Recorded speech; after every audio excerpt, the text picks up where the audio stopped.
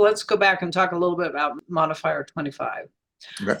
And the reason for that is because if you're seeing the patient and you're allergy testing them, or you're doing a laryngoscopy or nasal endoscopy, whatever you're doing is a separate procedure, you're going to use that modifier 25 on the evaluation management code. The biggest thing that I have seen the payers come back on in the current years has been that the evaluation management is inclusive in the procedure. And the simple way, which everyone will tell you, is that you use a different diagnosis code for the evaluation management service than you do for the procedure. So whether it's a nasal endoscopy, laryngoscopy, or allergy testing, you would use your findings for that procedure, and you would use something more vague for the E&M. That works. However, the other thing that you have to realize is that evaluation management service has to be on and beyond what's required for you to be able to do the test or the procedure. So that all gets into HPI. You don't have any guidelines now for history and exam. You can do what you want, but that gets into HPI.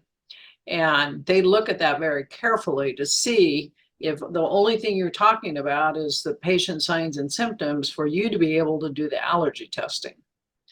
Do you talk about anything else? Runny eyes, itchy ears, oral problems, any of those type of things help support that evaluation and management service, separate and identifiable from the procedure or the allergy testing you're doing.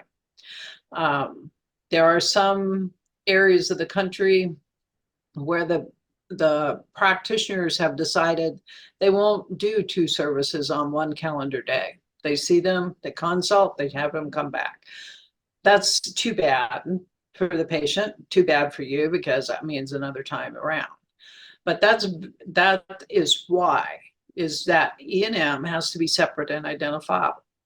So when we talked earlier about seeing the patient and then having the testing done the second day, when do you do your summary conference? Do you do it that day, or you do it the third day? You know, the patient could be there 3 times.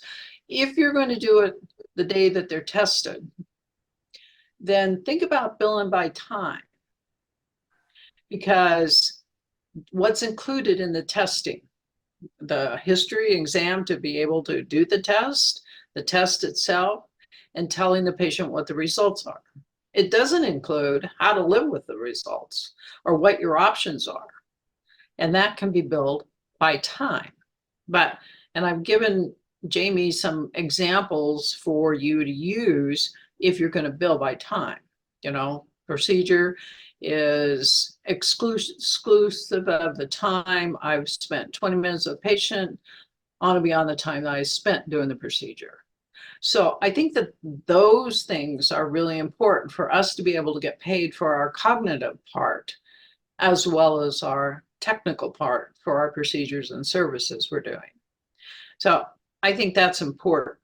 And I think if you can justify that, again, 2 different diagnoses in the first position, I see claims go through and they'll say, well, use a different diagnosis. But when it went through to the computer, the #1 diagnosis was the same in the first for the procedure and the allergy test. It has to be different. It has that #1 diagnosis needs to be different as it goes along.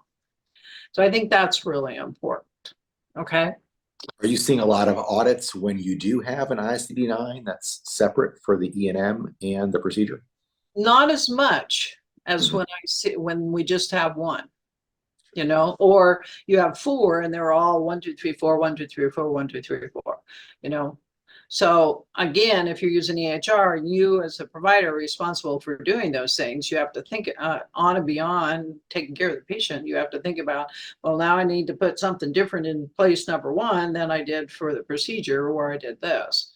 And but that seems to go through the computers quicker and easier than if you just do 1, 2, 3, 4, 1, 2, 3, 4. Gotcha.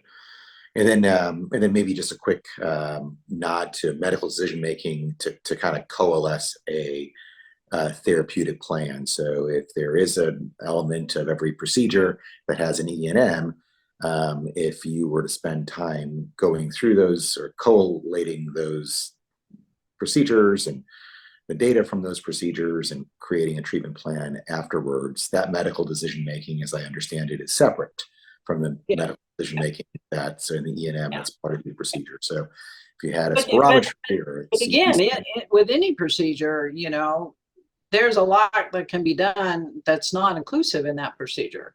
You know, as far as your allergy testing, here you go, you're allergic to these things, have a good day. I mean, that's included in the procedure. Mhm. You go, here you go, this is what you're, now let's talk about what we're going to do. We're going to, you know, take all the house dust mites out of your house. We're going to, you know, tell you to get rid of the cat. We're going to suggest immunotherapy. That's not included.